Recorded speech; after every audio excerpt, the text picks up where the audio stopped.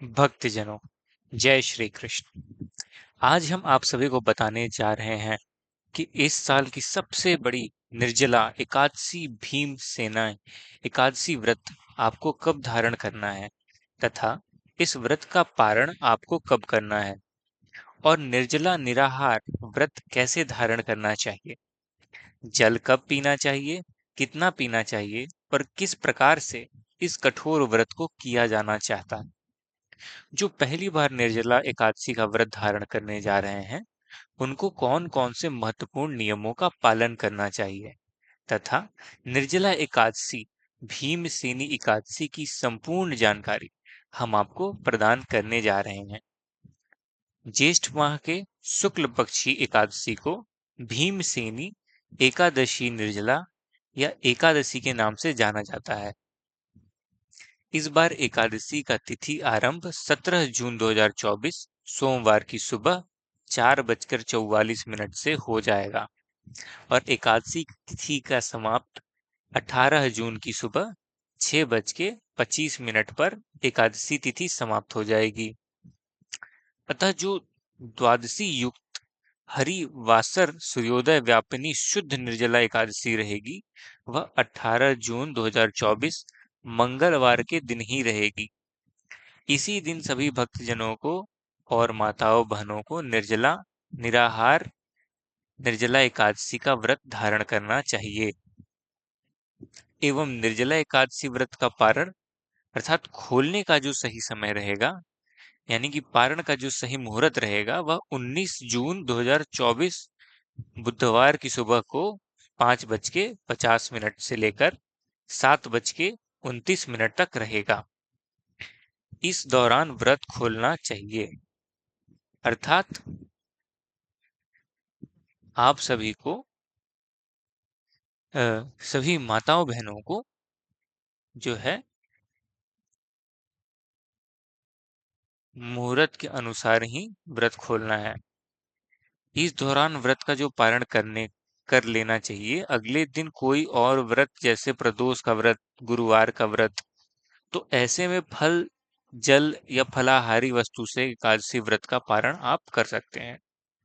साथ ही हम आपको बता दें कि जब एकादशी तिथि प्रारंभ होती है, उस दिन 10वीं तिथि समाप्त होती है। यदि आप 10वीं तिथि समाप्ति का समय जानना चाहते हैं, तो आपको देखना होगा कि एकादशी कब से लग रही है। ठीक है, एका तिथि कब से प्रारंभ हो रही है। अभी जब आप एकादशी तिथि का प्रारंभ हो रहा हो, विष्णु एकादशी जो है, गीता तुलसी विप्र धे नमः, क्या कहना है आपको।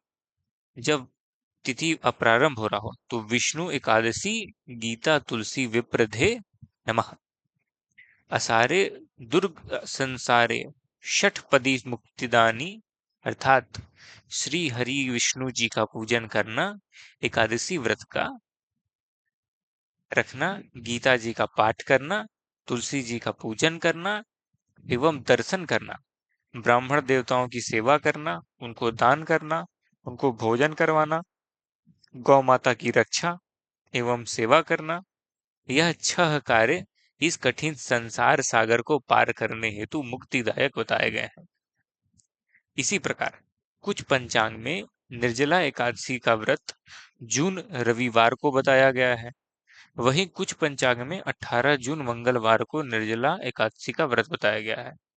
तो हम आपको पहले भी बता चुके हैं कि 10वीं युक्त जो एकादशी है, उसका व्रत भक्तजनों को नहीं करना चाहिए। हमेशा द्वादशी युक्त एकादशी का व्रत ही धारण करना चाहिए। तो 18 जून 2024 को वृंदावन में मथुरा में श्री नाथ द्वारा जो जहां वैष्णव परंपरा का पालन किया जाता है, वहां पर 18 जून 2024 मंगलवार के दिन ही एकादशी व्रत किया जाएगा और एकादशी मनाई जाएगी। वहीं सामर्थ्य परंपरा के अनुसार 17 जून को एकादशी का व्रत बताया गया है और वैष्णव परंपरा के अनुसार 18 जून के दिन एकादशी का व्रत बताया गया है। अब यदि आप वैष्णव परंपरा को मानते हैं, तो हमारे मत को मानते हैं आप, तो आपको 18 जून मंगलवार के दिन ही एकादशी का व्रत करना चाहिए। एकादशी व्रत के विषय में हमारे धर्म ग्रंथों, पुराणों और जो विष्णु पंचक के कुछ नियम बताए गए हैं, उनका पालन भी सभी को करना है। सबसे पहली बात होती है कि एकादशी दो प्रकार की होगी। पहला प्रकार होता है संपूर्ण और दूसरा प्रकार होता है विधा, जिस स्थिति में केवल एक ही होती है, अन्य किसी स्थिति में उसमें मिश्रण नहीं होता। अब समझिए कि उसे संपूर्ण एकादशी कहा जाता है। किसे कहते हैं? जिसमें जिस स्थिति में केवल एक ही होती है, अन्य किसी तिथि का उसमें मिश्रण नहीं होता, उसको संपूर्ण एकादशी कहते हैं। फिर होती है विदा एकादशी। अब विद्या एकादशी क्या है? ये भी दो प्रकार की होती है। पहला प्रकार होता है पूर्ण विद्या, दूसरा होता है पराविद्या। पूर्व विद्या का मतलब है 10वीं मिश्रित एकादशी। 10वीं मिश्रित एकादशी को पूर्व विद्या एकादशी कहते हैं। यानी एकादशी के दिन सूर्योदय के समय यानी सूर्य निकलने के समय 1 घंटा 36 मिनट यदि 10वीं तिथि का नाम मात्र अंश भी रह गया, तो ऐसी एकादशी को पूर्व विद्या दोष से युक्त होने के कारण वर्जित माना जाता है।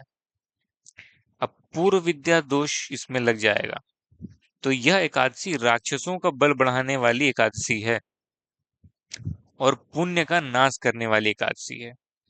पद्म पुराण में वर्णन किया गया है कि वासरम दशमी विदमते नाम पुष्टिवर्धनम मद यम नास्ति। ठीक है, संदेह सत्यम सत्यम पितामह लिखा हुआ है कि 10वीं मिश्रित एकादशी राक्षसों का बल बढ़ाने वाली एकादशी है। इसमें किसी भी प्रकार का कोई संदेह नहीं कि पराविद्या द्वादशी मिश्रित एकादशी को ही पराविद्या एकादशी कहते हैं। अब पद्म पुराण में लिखा है कि द्वादशी मिश्रित ग्रह सर्वत्र एकादशी तिथि, यह द्वादशी मिश्रित एकादशी सर्वदा ही ग्रहण करने योग्य है। इसीलिए वैष्णव जनों को, भक्त जनों को पराविद्या एकादशी का ही व्रत रखना चाहिए।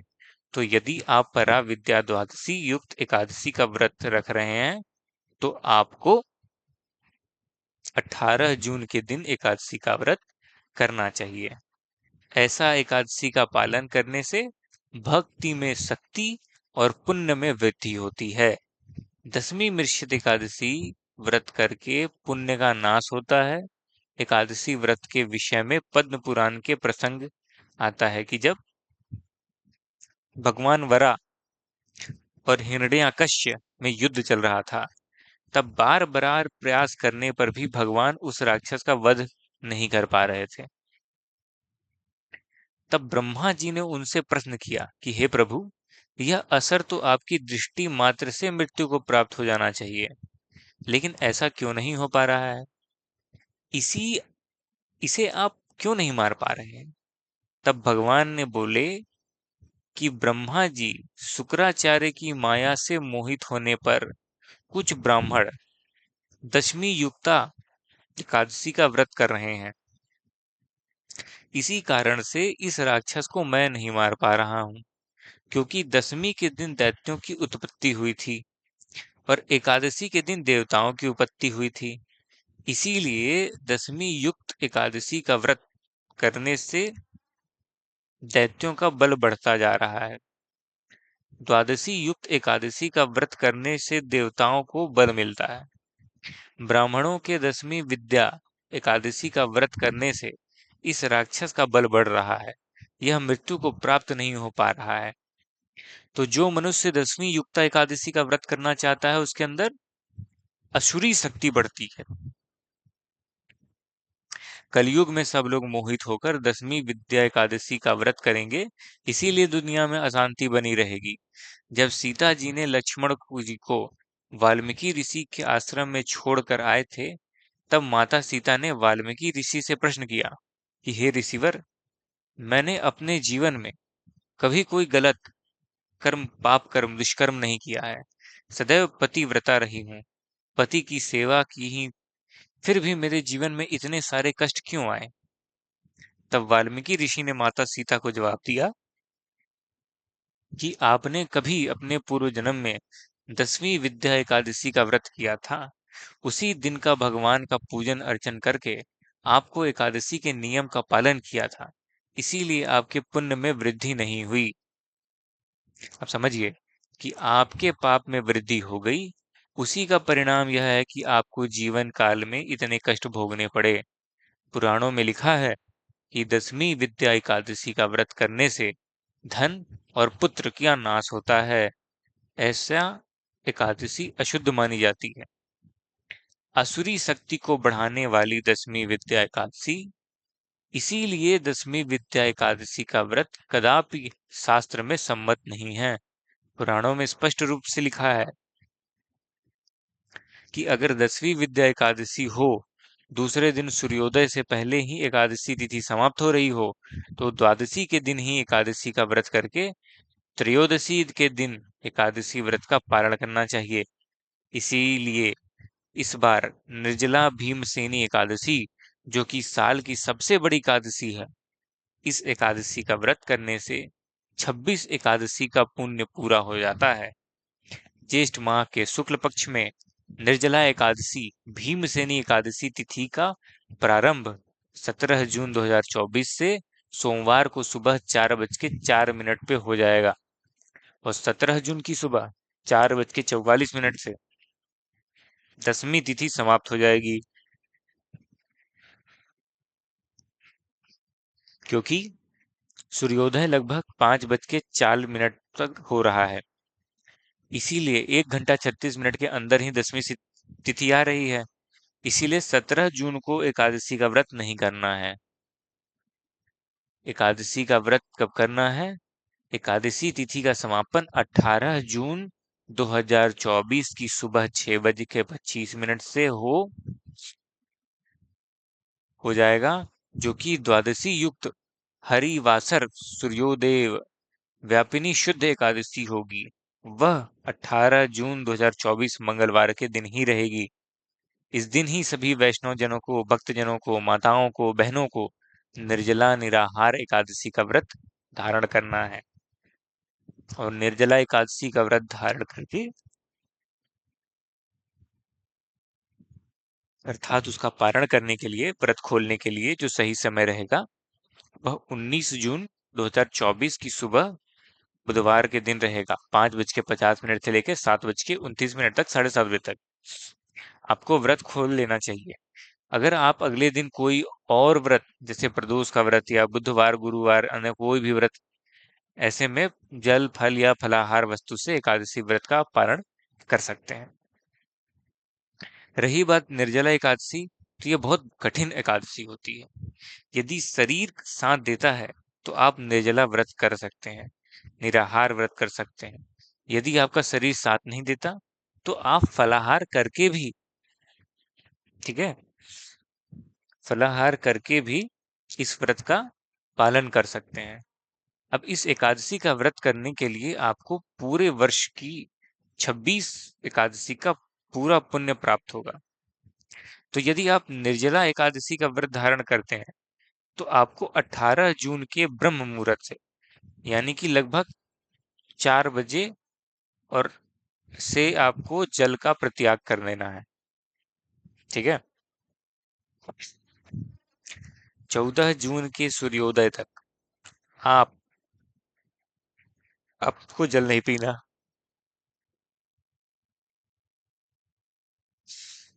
19 जून के सूर्योदय तक आपको जल नहीं पीना है। यदि बहुत अधिक प्यास लगती है, बहुत शरीर आपका कष्टम स्थिति में है, तो आप आचमन के माध्यम से जल पी सकते हैं। आचमन का अर्थ होता है 1 ग्राम जल एक आचमन में आता है।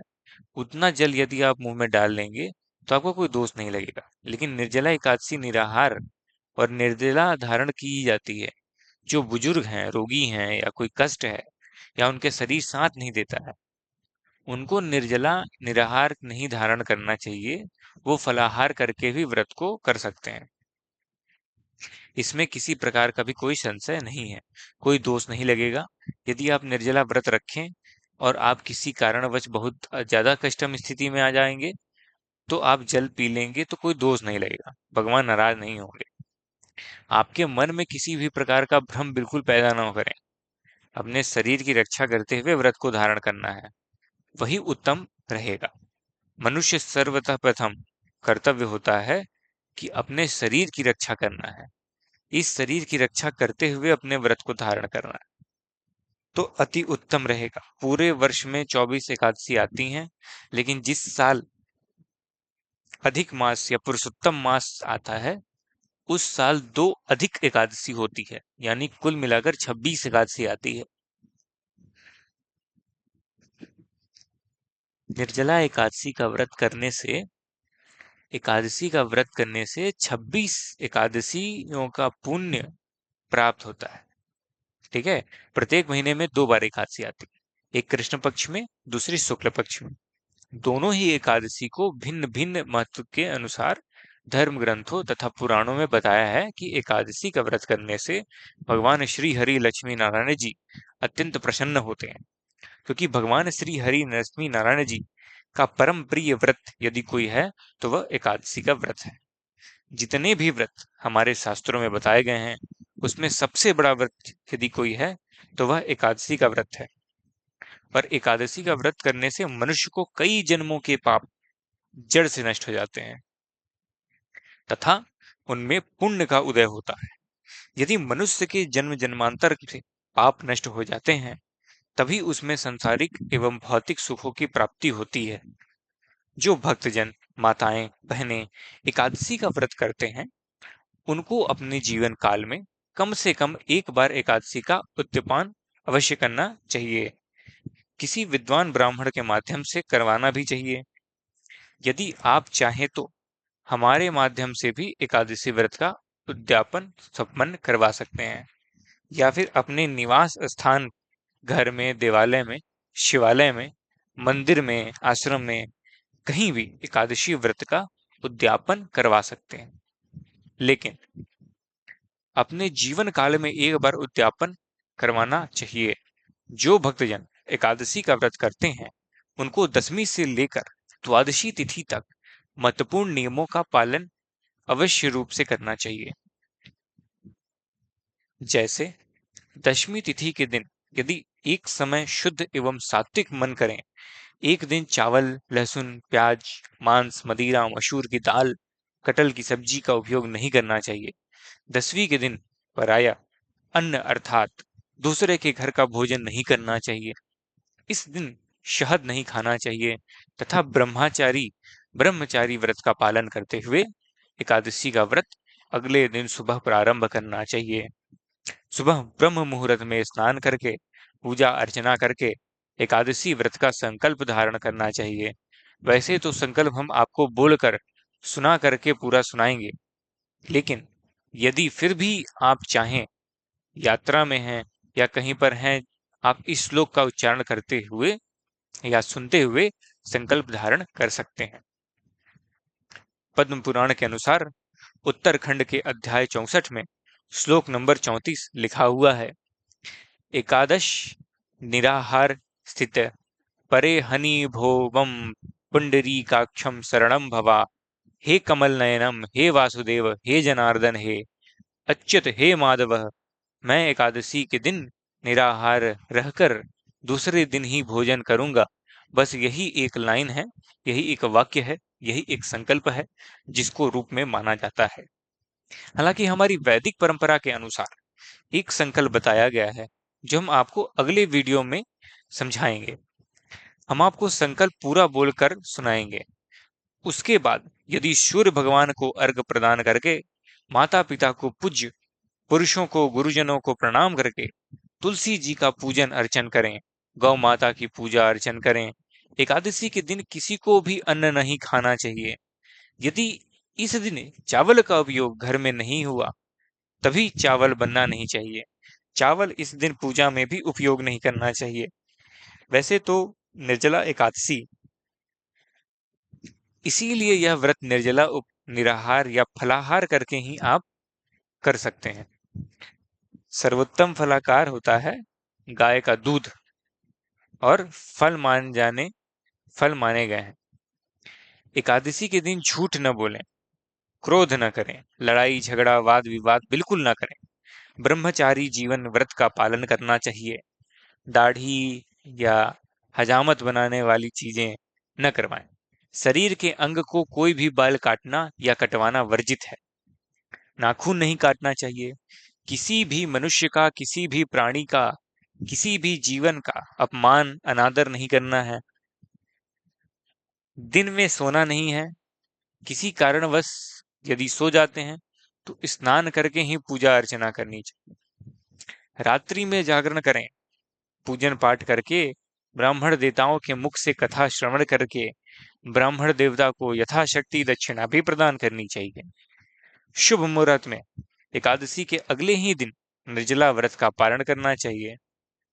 आप चाहें तो फल या फलाहार वस्तु भी एकादशी के व्रत में पारण कर सकते हैं। इस बार निर्जला व्रत का 18 जून 2024 मंगलवार को रहेगा। वही एकादशी व्रत का पारण करना है।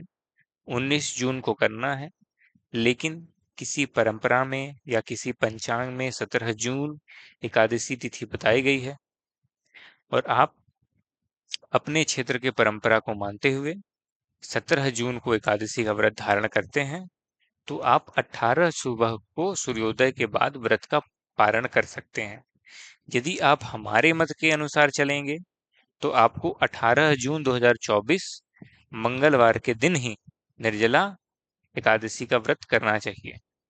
तो भक्तजनों, माताओं, बहनों, यदि आप एकादशी का व्रत उद्यापन हमारे माध्यम से करवाना चाहते हैं या फिर निर्जला एकादशी के दिन हमारे द्वारा पूजन अर्चन करवाना चाहते हैं, अन्नदान या गोदान, वस्त्रदान या कोई भी दान, पुण्य या निर्जल एकादशी के महापर्व करना चाहते हैं, इस हेतु हमारे कमेंट लाइन में बताएं। एकादशी का संपूर्ण पुण्य लाभ प्राप्त करते हुए यदि आप सभी से अनुरोध है कि हमारे इस ज्ञानवर्धक वीडियो को अधिक से अधिक लोगों से शेयर करिए, लाइक करिए, कमेंट करिए और अभी तक अगर सब्सक्राइब नहीं किया है तो सब्सक्राइब करिए, ताकि इसी प्रकार की ज्ञानवर्धक वीडियो हम आप सबके सामने प्रस्तुत करते रहें। आपके संपूर्ण पूरे परिवार को सादर जय श्री कृष्ण।